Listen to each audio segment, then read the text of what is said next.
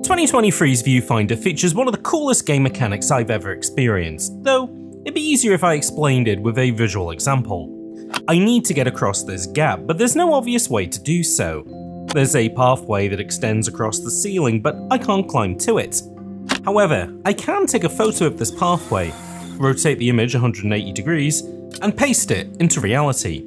This isn't an illusion, but actual solid geometry I can now walk along. This is just one of Viewfinder's many magic tricks. When you need to reach a higher ledge with no stairs or slope, you can take a photo of flat ground, rotate it 45 degrees and paste it between floors. When you need to create new resources, such as extra battery boxes to power a portal, you can photograph these items and duplicate them around the world. Viewfinder is a puzzle of perspective, as a player must account for changing images between 2D and 3D. But the real magic behind this mechanic is that repurposing environments to solve a multitude of puzzles is made intuitive and totally effortless. It's merely a matter of taking a photo and pasting it back into the world. Over the course of its compact runtime, the full potential of Viewfinder's mechanics are explored. Initially, these photos will be pre-taken, and when placed, each unfurls into a brand new 3D world for a player to spelunk. But it's when its camera is introduced that Viewfinder goes from being just a talented magician to making players its apprentice. Now you'll have to consider not just what will happen, but what could happen when putting a solution into effect, adding another dimension to consider. Like the best puzzle games, every solution in Viewfinder, whether intentional or not, makes a player feel as if they're the first person in the world to have come up with it. The developers continue to up the ante up until the credits roll, and it was a genuine joy seeing how impressive these puzzles became. Viewfinder's ease of play influences its look and feel. The plot concerns a digital spelunker looking for a solution to a real-world energy crisis, which brings them into a metaverse-like workspace. Their laboratories in this simulated world look like holiday homes, oozing with warm and inviting vibes. Pastel pinks and blues evoke summer evenings, and bright orange contraptions stand out from green flora and comfy furniture. Although we never meet these characters who built this world in person, we do get an understanding of their personalities through audio logs and even their creations. As well as photographs, there are other types of images that can be pasted into reality, from hand-drawn homes to pixelated game screenshots. The world of Viewfinder is dreamy, which fits very well with the dreamy premise of its central mechanic. It's another release that has taken influence from the cozy games trend of the past few years, and that extends to how conflict has been implemented. In this digital world, there are no traditional enemies nor traps. A player is always at risk of falling off the environment, but that can be rewinded back at any time, as can incorrect puzzle attempts. The friction of Viewfinder is whether a player can figure out a puzzle or not, and in this seemingly infinite metaverse, they have all the time in the world to achieve this. Viewfinder is a triumph of design and has quickly become one of my games of the year. However, it's shy of reaching the masterpiece status of its most obvious inspiration. It's difficult to talk about Viewfinder without evoking Valve's 2007 game Portal. Both are puzzle games with an emphasis on navigation. Players must go from A to B, and can only achieve that via devices that fold space to shorten distances and open gaps. Viewfinder's novel premise and signature toy are also similar to an abandoned demo Valve prototyped for a second Portal game, initially called F-Stop. According to documentation, the concept saw players moving in-world objects via a camera.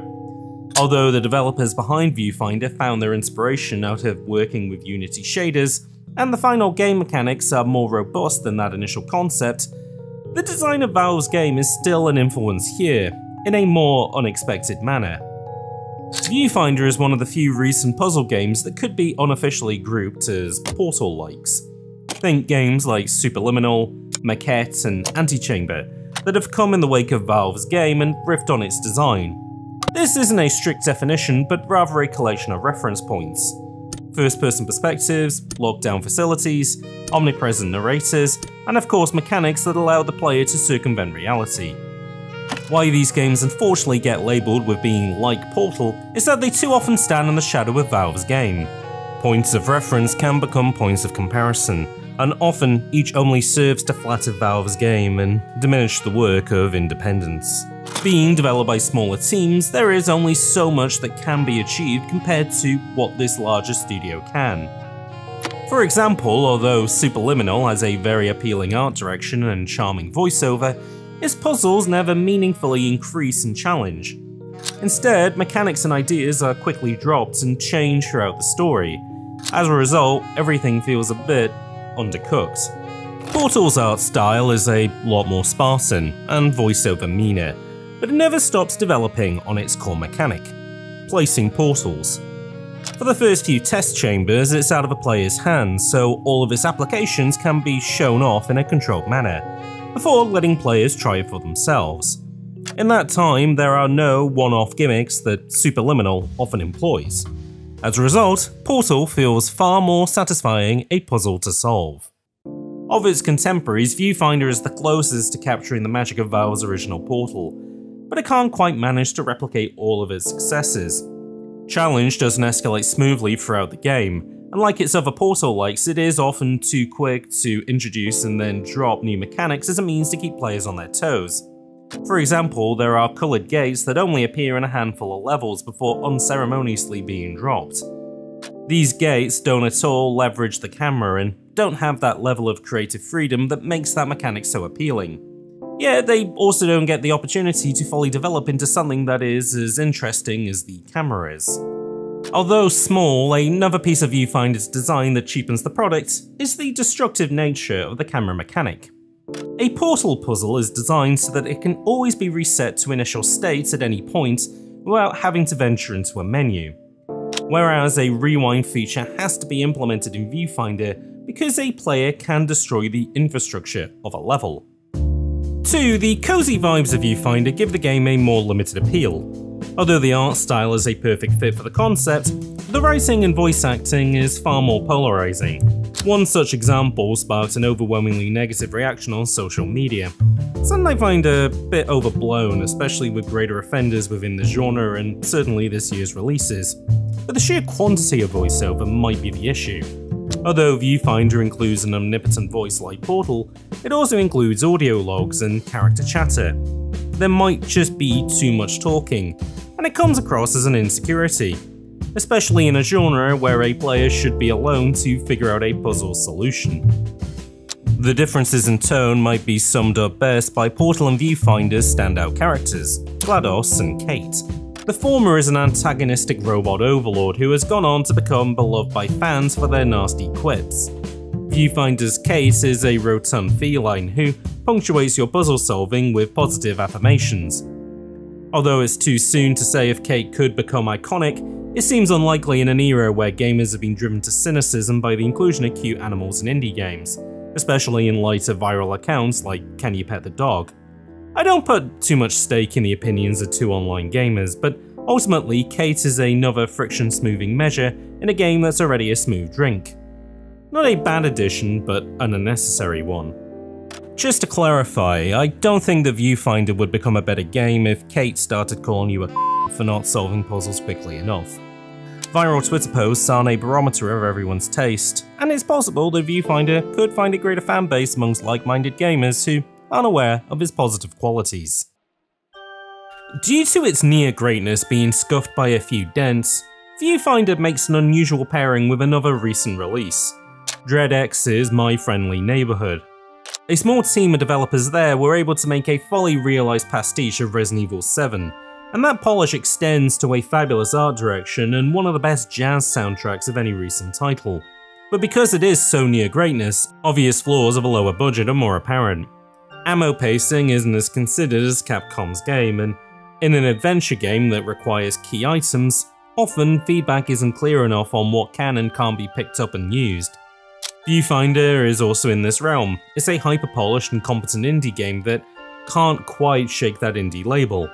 However, I can't fault it too much because of its budget limitations, and the fact that it does punch so far above its weight. The developers weren't fortunate enough to have developed Half-Life 2, allowing them to employ a world-class testing team so that the experience was completely fine-tuned. The tone of Viewfinder also isn't as universally appealing as Valve's own games either, because it was a limitation the developers had to work within. In that respect, Viewfinder really is a magic trick. The first time you see it, you're marveled by how it makes the impossible a reality, but as you sit with it, you pick it apart and begin to see the seams of the experience, robbing it of the magic that AAA games effortlessly employ. But then you remember that behind every magic trick is a magician, and you can forgive some of those rough edges, and appreciate the small team of developers that made Viewfinder possible. I mean, is seeing the seams really such a bad thing? I use Portal likes as a point of reference for Viewfinder not because it's a puzzle game about reality-bending navigation like Valve's game, but also because it sparks my imagination like that title did back in 2007. It doesn't really matter that the difficulty is all over the place, or that someone on Twitter doesn't like the fat cat character, because ultimately I'm still getting a similar enjoyment I would from one of the most accessible AAA releases ever made. I also like the fat cat. But more so, the camera Viewfinder I now put on par with Valve's own Portal gun, as a toy I want to use in every other video game. It's a testament to how tools like Unity are further reducing the barrier of entry to games development, allowing concepts as vibrant as Viewfinder to exist. In that respect, like how magicians can respect the craft of their peers, AAA production studios should look at the opportunities that Viewfinder was able to leverage that they seemingly can't. Valve hasn't made a game like Portal in over a decade, leaving a vacuum that talented developers have since filled up. And as Viewfinder has shown, they're not far from perhaps replacing Portal as the definitive Portal-like. I hope that perhaps we may start to see a spate of Viewfinder-likes as game designers buff out those rough spots. Because I would love to see more of one of the coolest game mechanics I've ever used.